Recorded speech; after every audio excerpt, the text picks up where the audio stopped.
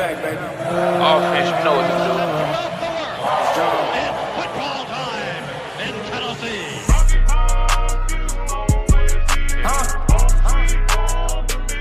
Yes, we do. Get this Tennessee. What's up, everybody? Welcome in. This is the latest episode of the 1796 Sports Pod. Today, we're going to be breaking down a big Vols win in Athens. The Tennessee Volunteers came back. It was sloppy. It wasn't the prettiest game, but our boys were able to get it done in Athens, 85-79, improving to 2-1 in the SEC. So, yeah, it was a huge game. The leading scorer in the entire game was Dalton Knecht, who went totally nuclear, dropped 36 points, 4 rebounds, 3 assists. Totally was just amazing. 5 of 8 from deep. Georgia was led in scoring by Jabri Abdur-Rahim with 21 points. They played a more team-based game, I would say. We were kind of carried by 2 players for most of it again, but we'll get into that. What did you guys think, first of all, about the big win? Go ahead, Ryan. Well, to me, I think it's exceedingly funny that we let them get up by 11 and then just shattered their hopes and dreams in the last 5 minutes. I know that was certainly not the intention, but, you know, snatching victory out of the jaws of defeat in Athens in any sport is always fun. Yeah, I literally said that before we started recording. It's just like Tennessee was like, let's let them feel like they're gonna win and just win at the end. But I do want to point out that Triple J is nowhere to be found. I don't understand why he even came back to play college to boost his draft stock. I think he's just lowering it at this point. But he's going to need to find some sort of rhythm. And same thing with Vescovi. He hit a big shot there at the end of the game, which was great. But these 2 seniors, man, they got to find something because – and I'm glad it's happening now at the beginning of SEC play because hopefully at the end they're going to be in rhythm. So we'll see. Yeah, I mean, Triple J was let's call a spade. He was pretty awful. 2 of 9 on field goals, 0 of 3 from deep. Ended up with 4 points. He did get 6 rebounds, which was second on the team behind Adu. But it's just not the type of performance you're expecting from Triple J. I mean, like you said, Triple J and Vescovi have been here for so damn long. You would expect there to not be as many like rookie mistakes and like inconsistencies in their game at this point. So I think it's a little concerning that that's still a thing. I mean, if Knecht scores 26 instead of 36, we lose the game. Like, yeah, to me, the biggest thing with those 2 is that as 2 senior leaders, you both are 5th-year seniors, okay? A part of your job is to set the tone for the rest of the team. In the last 2 games, they're failing miserably.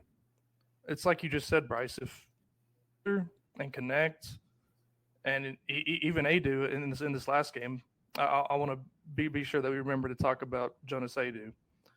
They all stepped up, and on that 21-4 run to end the game, Josiah was firmly on the bench, and Meshack was in the game for him, and it turned out to be a big part of the reason that we won the game. But I think I texted it to y'all yesterday during the game, like Georgia's clowning us. They're dunking on us. They're shimmying after hitting the shot. None of that bullshit happened when Admiral, Schofield, and Grant Williams were roaming the court for us, because the other team knew that we were not going to let that fly. Like either we would knock them to the ground or dunk on them right back. So to me, it's more they're not setting the tone for the rest of the team right now. Yeah, it just feels like a normal Tennessee sports team that just doesn't show up on the road, dude. Like, I'm glad we came up with the win, but we honestly shouldn't have won that game. And it just can't happen. It's 2 games in a row. And but yeah, I agree, Ryan.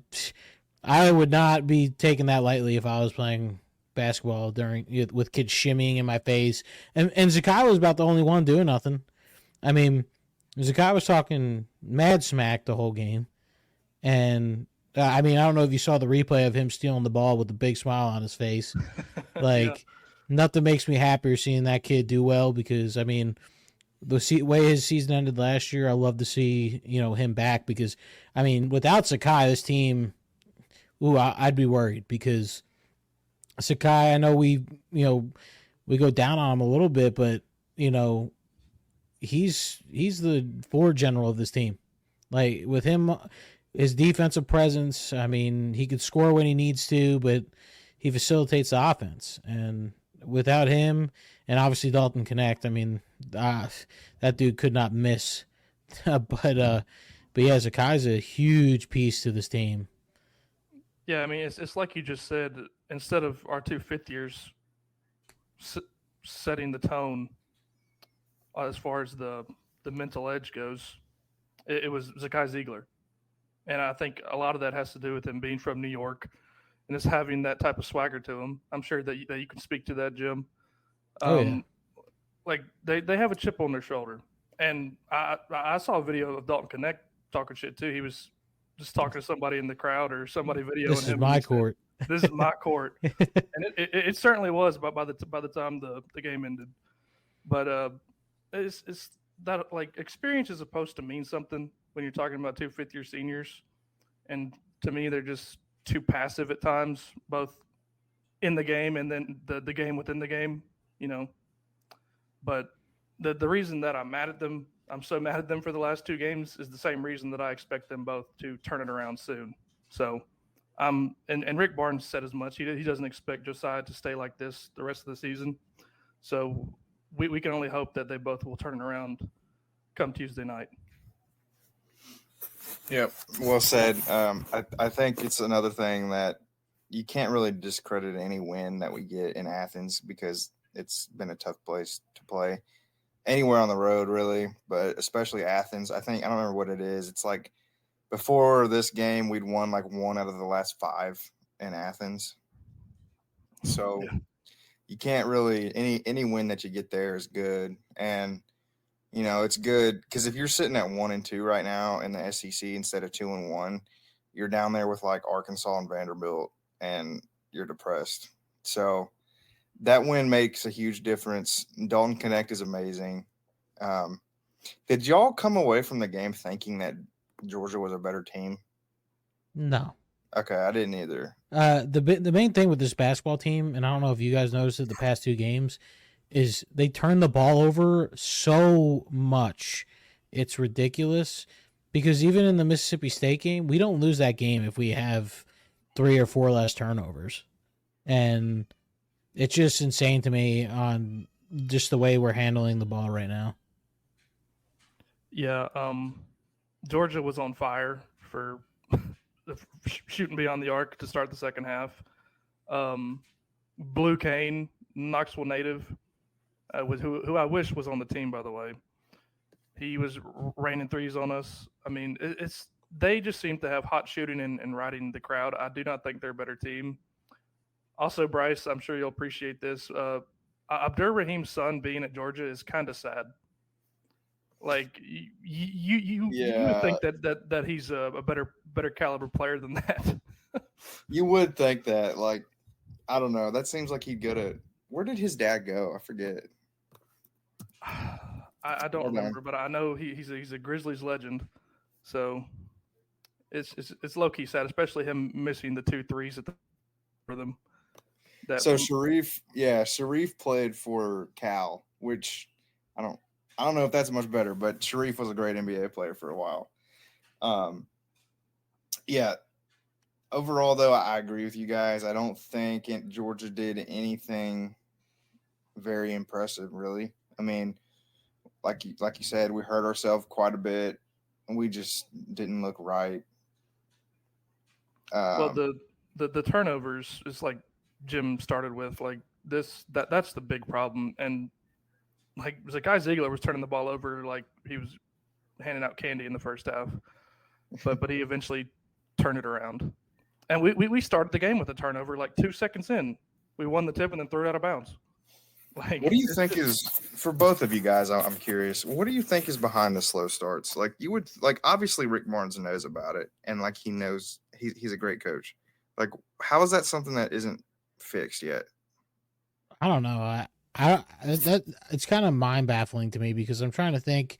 The only thing that comes to mind is like, are they getting this top 5 team to the? Is it in their head that they're this powerhouse team? I just don't. Maybe that's the case where they think they're just going to blow teams out. I don't know. I just can't think of anything else. Well, in the last game, it wasn't really a slow start. We kind of just took our foot off the gas. I mean, Dalton Knecht started the game on fire. He had 9 points before the 4-minute timeout, the first media timeout. I mean, and we sustained a lot of the momentum through the first half. We were up 14 with 4 minutes left, and then we gave up that 15-0 run that gave them the lead. But, the slow starts to me, it comes down to what we started this with, is that when your two seniors aren't setting the tone, it's hard for everybody else unless they just have it within them to set the tone themselves. Like I really think it comes down to the leadership amongst the players for these slow starts, because certainly not the coaches. I mean, the coaches are a little bit to blame, considering that this has happened in the past, but it didn't happen when Admiral and Grant were on the court. Like I said earlier, like I really think it comes down to the players. What do you guys think? This is another kind of stinker from Gainey. Freddie De Leon didn't really play. I mean, he played 4 minutes, I think. So doesn't seem like, at least right now, it doesn't look like Gainey's in danger of losing his spot. I guess they're just going to keep trotting him out there until.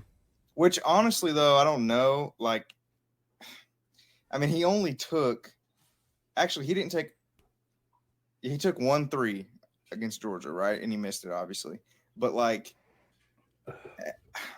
do you keep trotting him out there until he starts hitting a stride?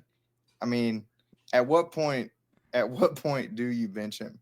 To me, I feel like you bench him. I think it's right now, because it's not like he's this elite defensive player. Like he's not Meshack.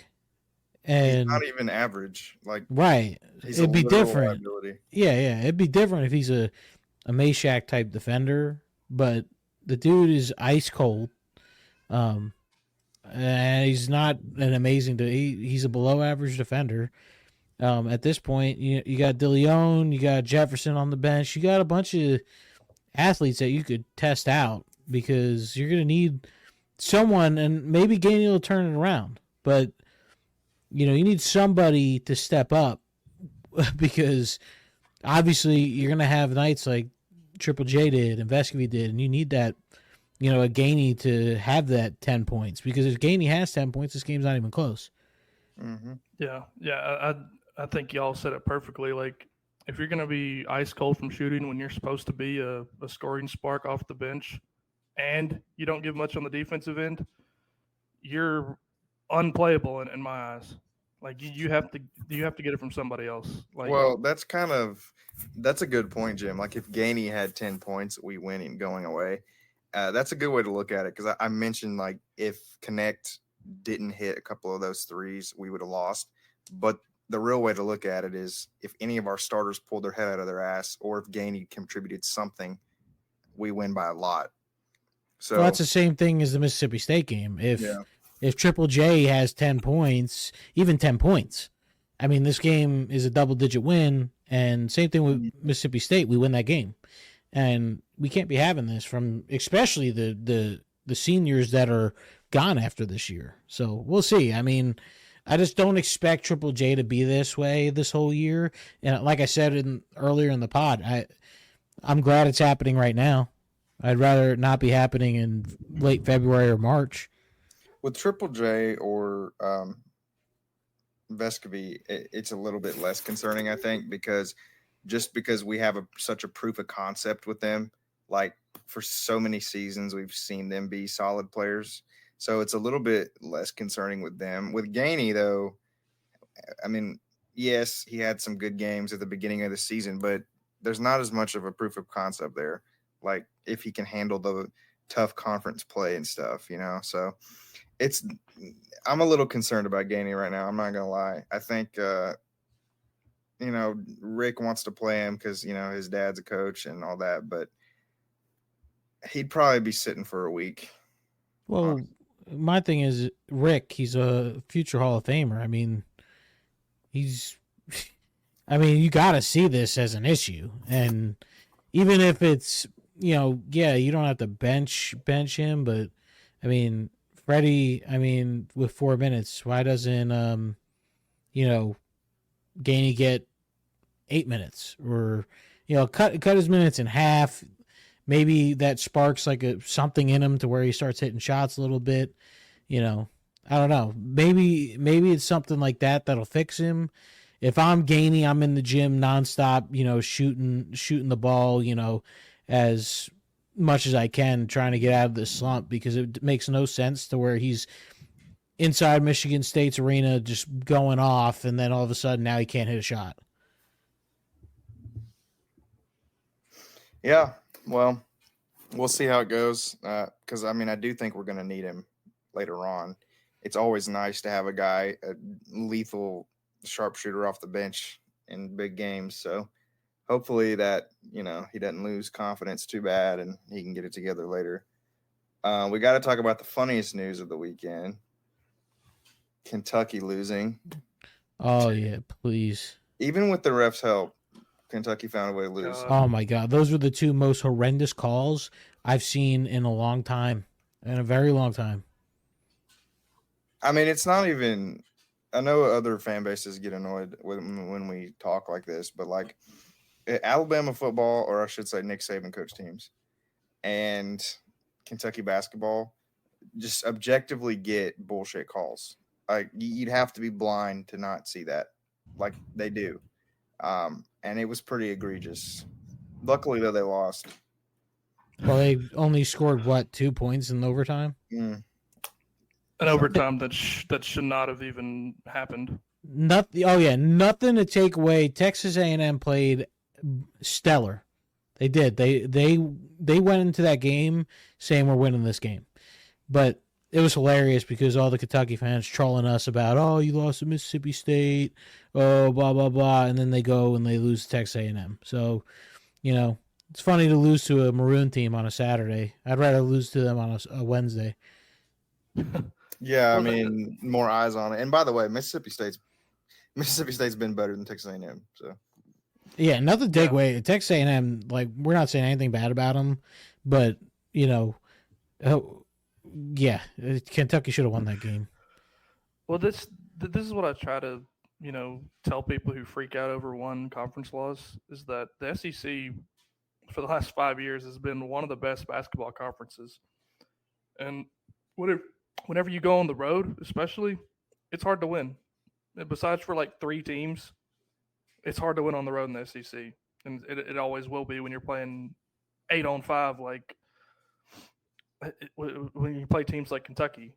Like it's going to happen. You're going to lose games in conference. I honestly think you're 100% right. I honestly think there are only 2 teams that we should be embarrassed by losing to this year in conference, and it's Missouri and Vanderbilt.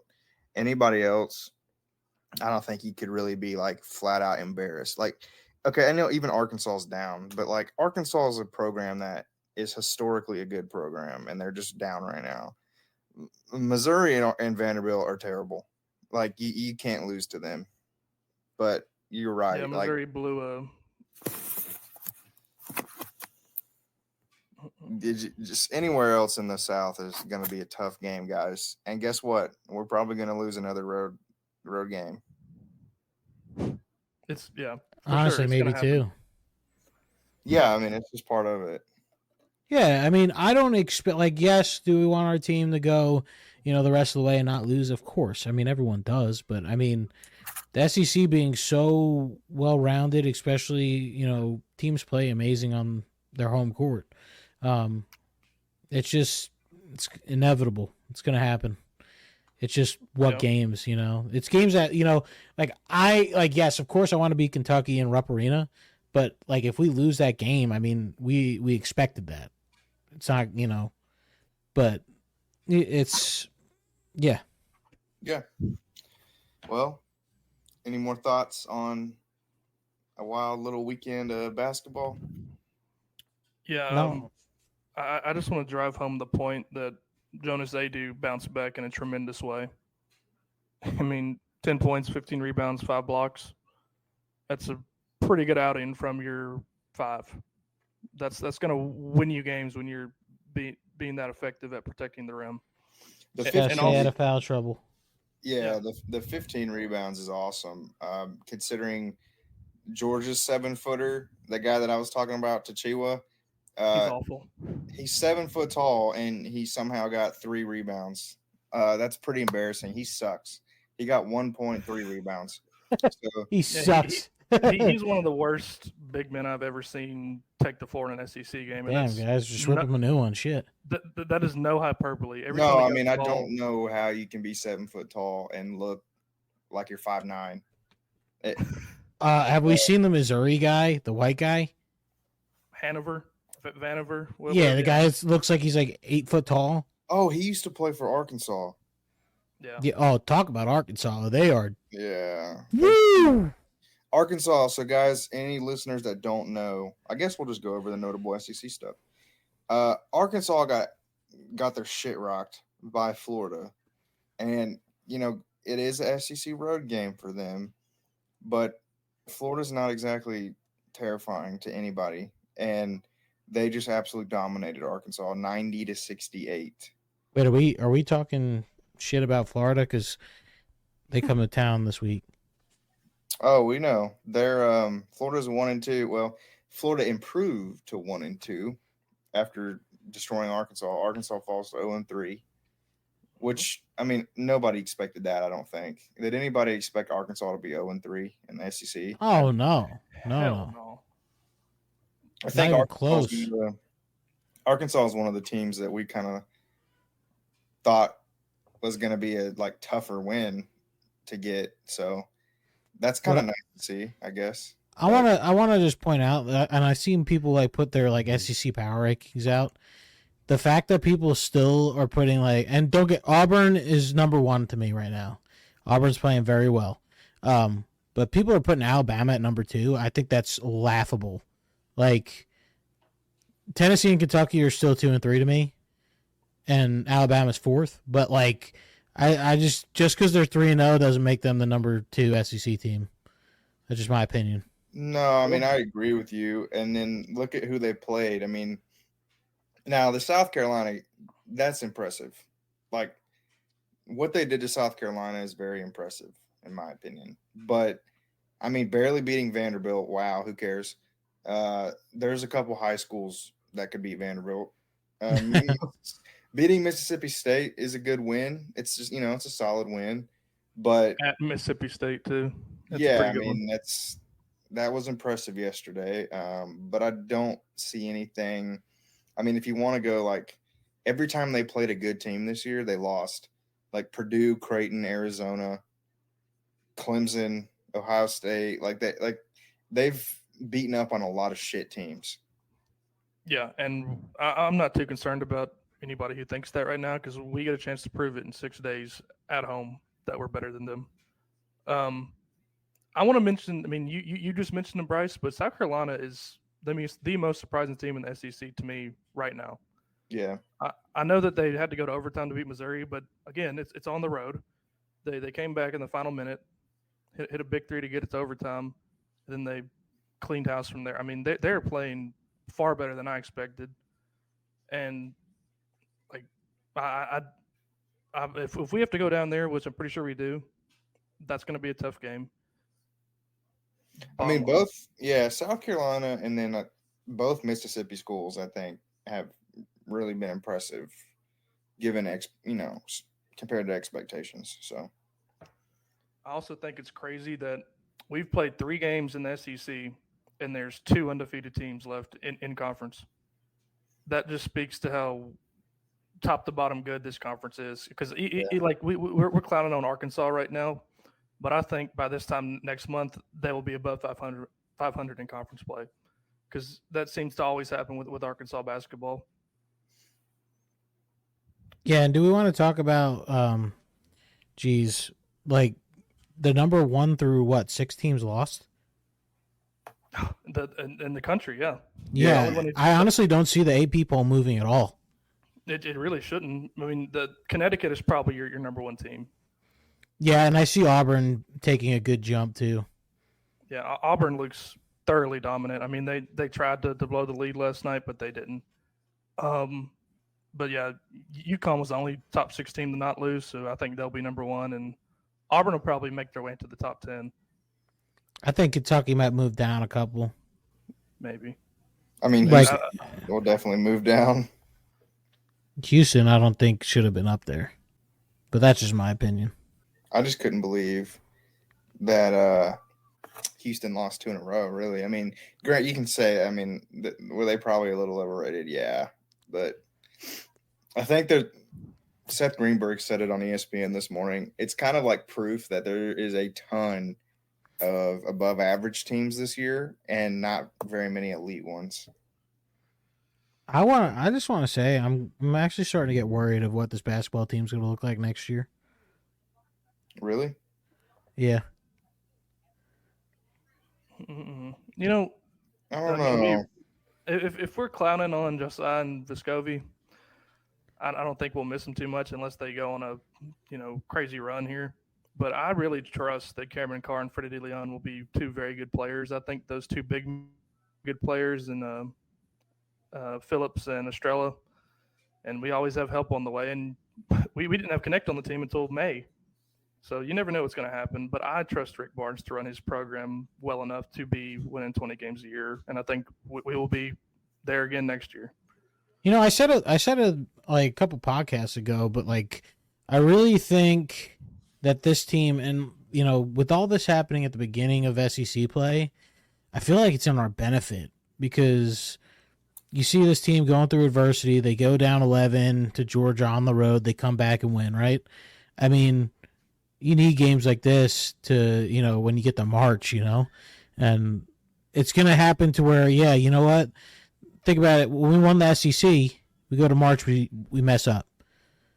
You have all this trouble in the SEC this year. I'm hoping it's the complete opposite, and we have just a miraculous March.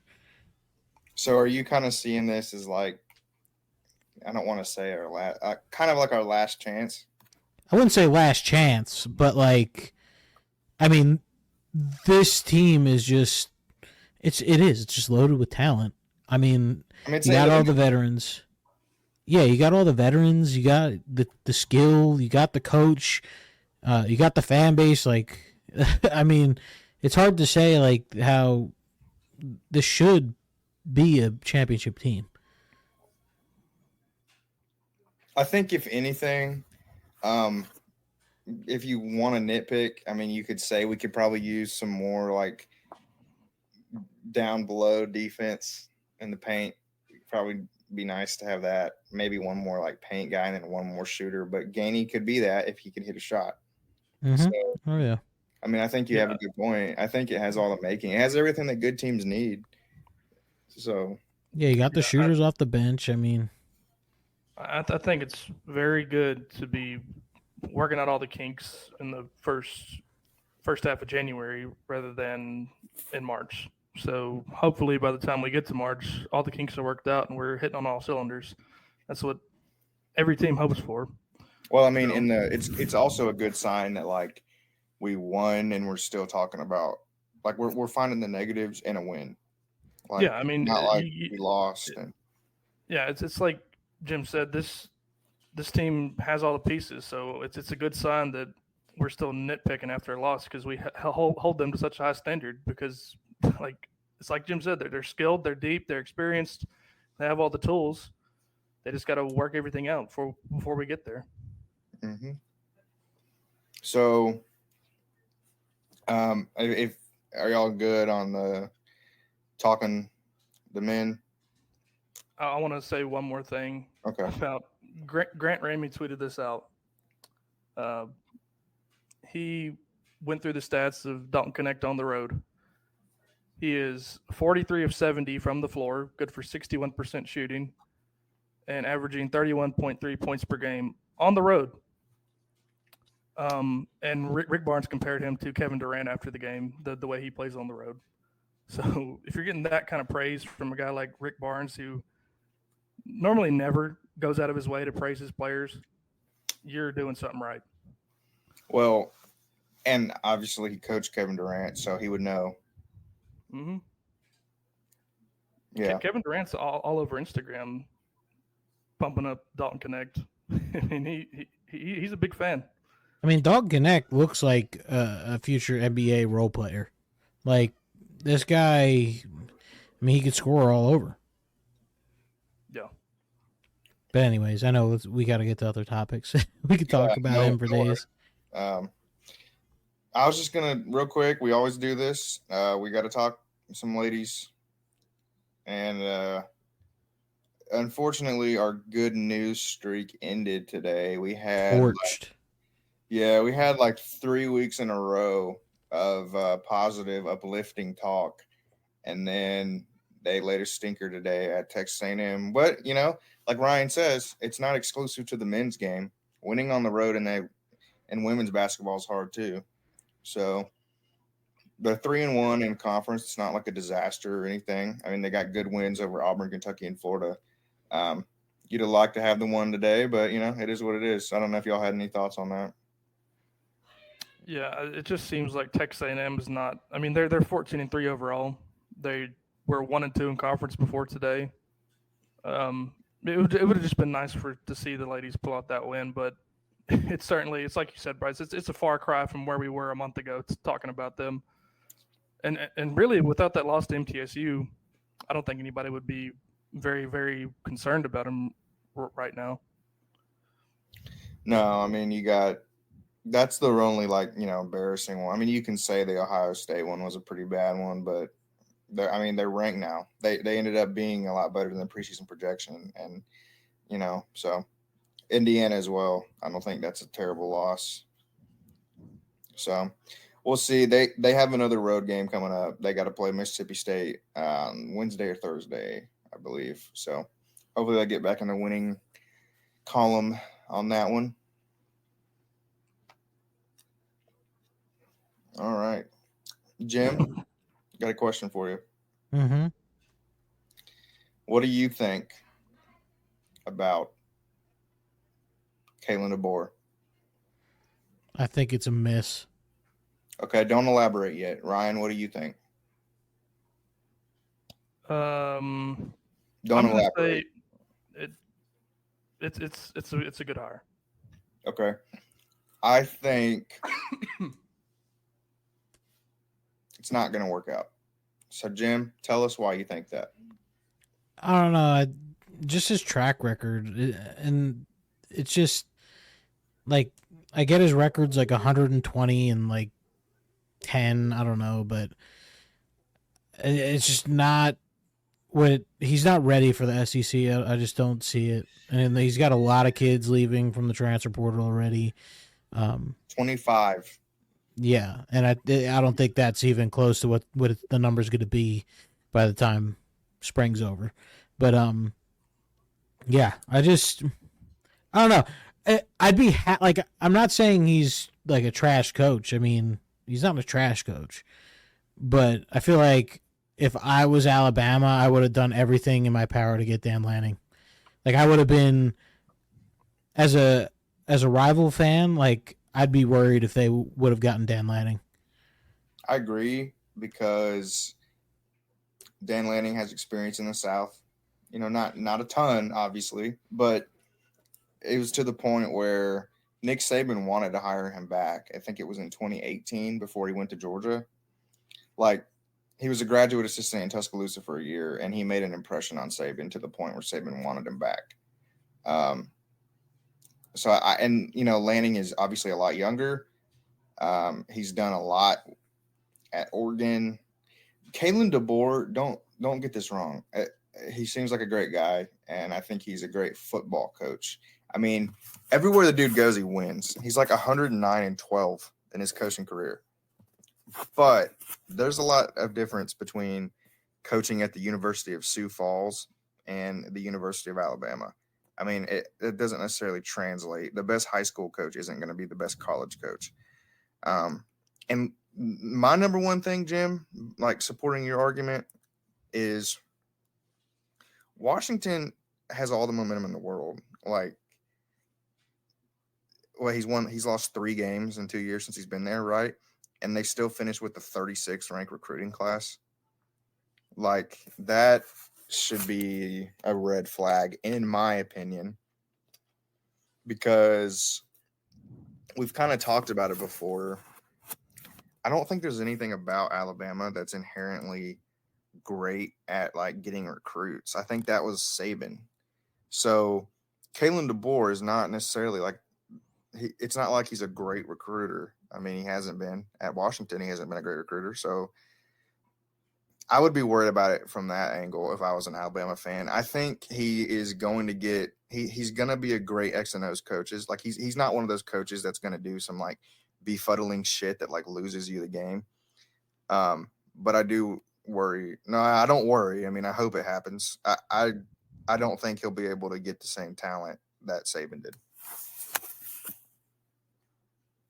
Yeah, I don't think anybody is going to get the same talent that Nick Saban was able to get to Alabama. I don't necessarily think the people leaving Alabama at this point is his fault, really. I mean, we talked about it on Wednesday or Thursday, our last episode. Like, no matter who you hire, people are going to leave because they committed to Nick Saban and not necessarily Alabama. Marlon Humphrey tweeted today that I would have transferred out too, and Alabama fans didn't like that at all. But nobody goes there for the program; they go there for Saban. Yeah, for sure. And speaking to his recruiting in Washington, it's very hard to recruit at Washington because you're so far away from the South, and the other school in the Northwest is a juggernaut in recruiting. But I think he's going to do just fine in recruiting in Alabama. He has all the resources in the world, but I still think, even though I do think it's a good hire, that it's in a lot of ways a sacrificial lamb, because the first guy is never going to live up. Well, I mean, that's probably why they couldn't get. I don't care what Greg Burns says. There's no possible way that DeBoer was their number one choice. And here's the thing: like, if he goes 9-3 this year, he might survive it just because it's his first season. But I promise you, if he goes 9-3 next year, he's getting fired. You really think that?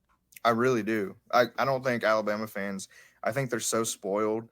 Like 10-2 at Washington gets you a raise and an extension. 10-2 at Alabama gets you fired. Like the expectation has been. I mean, it's the same thing. I've been comparing it to the Lady Vols, but it's even better than that, really. Like Holly Warlick never stood a chance because of the expectation.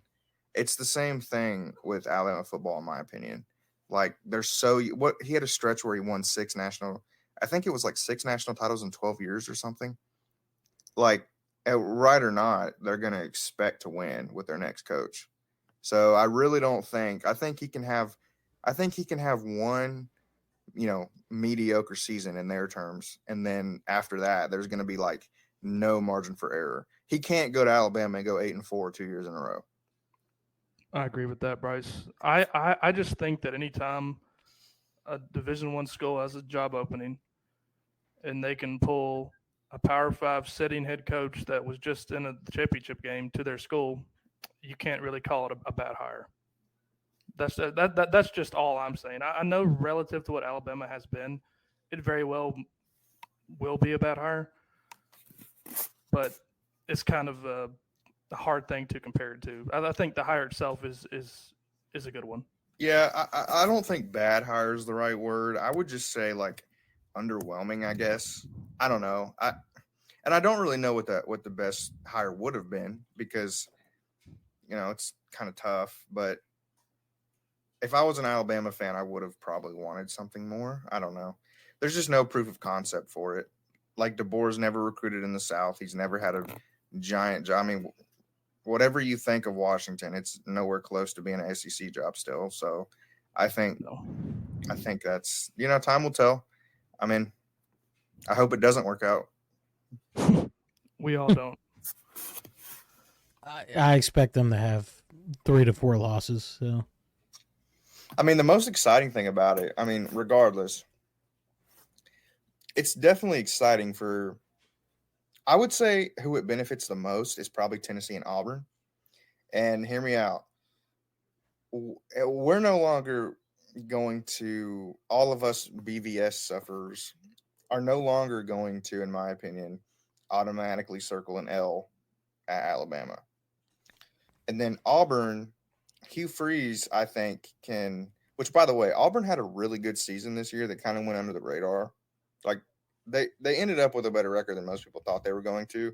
I think Hugh Freeze is going to capitalize on this and get Auburn back into like national relevance. Like just the way that I think he can definitely take advantage of this in state is what I'm saying. He's a proven track record in the South. Kalen DeBoer doesn't. I think this benefits Auburn a lot, and I think it'll be interesting to see how all the dominoes fall. Yep. yeah, I Yep. agree. I mean, like I said, I think a lot more kids are going to leave the school too, and I think like I said it. I don't know if I said it on the pod or not, but Tennessee now, if you could, I'm not saying Alabama's a win, but now you can throw that as a for sure toss-up game, and Tennessee could be looking at a pretty good season if they could win at Oklahoma. I think Oklahoma is the game for Tennessee this coming year. And if you could go beat NC State, you could go beat Oklahoma, you're looking at a really good season for Tennessee. That's just my opinion. Hey, Tennessee could we could have a 2019 LSU season, dude. I'm telling you, dude, a lot of people want to come play with Nico. Yeah, I mean, we're already benefiting from Nick Saban leaving. If you want to hop into that, Bryce. Yeah, it's kind of funny that you mentioned that, Jim. I mean, have you heard anything? Oh yeah, for most people wanting to, hear about a certain LSU transfer, I've heard some good things about it. I think he's a Tennessee lock. I think it's just at what point do we hear? Per Austin Price, it's going to be on a weekday, a business day. So I assume sometime probably Tuesday or Wednesday we might hear maybe Zalance Hurd, 5-star offensive tackle. He'll probably be the starting left tackle to protect Nico's blind side, and hopefully John Campbell's okay with going to the right side. And but yeah, should be really good news coming Tennessee's way in regards to the offensive line this week. And then, as Ryan alluded to, we did secure a tight end from Alabama, Miles Kitzelman. He's a junior. He's got 2 seasons of eligibility remaining. He's never really been a big receiving option for Bama, but he can block. He's a big old boy. So it's another depth option in the tight end room. Never hurts. So Yeah. that'll be interesting. And then the other big transfer news we needed to get to tonight. So I mentioned the other day in our group chat, I mentioned that if Hurd comes to Tennessee, he's obviously going to play left tackle, right? Well, if John Campbell was in his feels a little bit about it, so I tossed out the idea that maybe if Campbell was that unhappy and if he left, perhaps Gerald Mincey would come back and play right tackle. But apparently that is not going to be happening because Gerald Mincey made a befuddling decision Terrible. to go to Lexington and start for the Wildcats. So as a Tennessee fan, I mean, in my opinion, it's not even worth getting mad about because James Pierce is going to take his lunch money. Yeah, Correct. speaking to that, Bryce, I do not think it's a given that Hurd will slide in and play left tackle immediately because John Campbell is about to enter his 6th year of football. So I think you roll with the experience there. I mean, he was a solid left tackle last year. I think you probably ask Hurd to play right tackle, and if he wants to whine about it, I don't think. Well, that's the thing, though, Ryan. I don't think he comes here if he doesn't, because that's the whole reason he's leaving LSU. Because he got all pissed because I can't remember the guy's name, but LSU had a sophomore that won the left tackle job and at a camp last summer and did phenomenal at it. So, like, he knew he didn't want to play right tackle again. So, I mean, who knows? I mean, he'd be more open to it if he knows it's like a short-term thing. Yeah. Speaking about Gerald Mincey, I've talked about it before. He didn't want to play right tackle either. The problem was he wasn't good enough at either spot to really merit messing with it. And at this point, he's just making the SEC East rounds. Like, whichever side Mincey plays at, whatever tackle spot he plays at Kentucky, put Pierce on that side, please. I mean, I think Mincey is like an average starter in the SEC. He doesn't suck, but I don't think he's like. Well, put it this way: I'd rather have Hurd or Campbell. Yeah. I'm not trying to belittle him or anything, but it just seems like he's getting bad advice. Because terrible advice. Tennessee just put a right tackle top 10 in the draft not less than a year ago. Like, it's not that big of a difference in my eyes. The only thing that I can think of is perhaps Kentucky was willing to pay him more than we were. Like, I cannot imagine that we had a bag waiting for Mincey. Yeah. I mean, Hurd's going to get a bag. I mean, that dude could go pretty much anywhere in the SEC, anywhere in college football, and be a starter. So, well, exactly, and obviously Campbell got something to come back. So, I think it's as simple as he's kind of pouting about it, and it was kind of like short-term gain over the long-term best for his career, in my opinion. Yeah, but I'm happy about it. I think if John Campbell could just hang in there, play right tackle, I think this team's going to be set at offensive line this coming year. Do you think? I mean, we can get into that. I mean, I know it's not over; it's far from over. Like, there will be another round this spring, but what do you guys think so far? I know it was when we did our questions episode back in the fall. Several people asked us questions about like the line depth. Do you guys think we addressed it enough? Assuming we get Hurd. Assume we get Hurd and Campbell stays. I think we did. Go ahead. I'm sorry, Jim. No, you're good. I think we did just because of the high school recruits you got. And like, even if we didn't get a transfer out, I think these high school recruits are good. And I think combining that with the return of Cooper Mays and John Campbell and hopefully Spraggins, I think we're in a pretty good spot on the line next year. The recruiting class for next year is going to tell the story of whether this line is going to be effective or not for the immediate future, in my eyes. The other guard spot is a concern. I don't know, Jim. Like, do you think Lampley do you think that's a sufficient starting option? Time will tell. I mean, isn't Carrick coming back? I think so.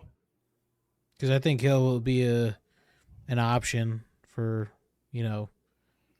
Josh Heupel. I feel like he is probably the most experienced that we have left, right? I feel like. Yeah. I mean, and we'll learn a lot more this spring too. So, are there any other than Hurd? Are there any other transfers that you guys have your eye on? Anybody else in the works? You think, or you think we're pretty much done with the big time additions? I wouldn't say he's big time, but I did see that we have a Stanford defensive lineman coming to visit this weekend. That would be nice. We haven't really done much on the defensive line. Yeah, I'm pretty sure he's a defensive tackle. Bryce, if you posed the same question you posed to me about the offensive line, talking about the defensive line, I would agree with Jim, because we didn't sign a single defensive lineman out of high school. Do we know if Norman Lott's coming back? I'm pretty sure he is. Okay, that makes me feel a little better. And obviously Big O's back too. And friend of the show, Jamal Wallace will be there. Yeah. Let me see. I'm trying to find his name, but he's a 4-star defensive lineman from Stanford. Let's see. Let's see. Why can't I find his name? But oh, it's because you have to pay for a subscription to see the article. Isn't that something? Boo.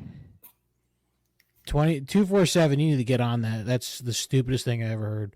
But anyway, he's a 4-star defensive lineman out of Stanford coming to visit this weekend. So should be a big pickup if we can get that going. Absolutely. Oh, Kiana Williams is his name. Yep. That's it. Gotcha. No, it's not. Anyway. That's not it. Dude, you can't find anything on the I'm internet pretty because you have sure to pay for a subscription. I'm pretty sure me and you just looked at the same exact thing. Hold on. Probably. It's just like, I'm not paying $1 to read an article. I'm just not doing it. I'm trying to find it, fellas, but looks like it's a no-go.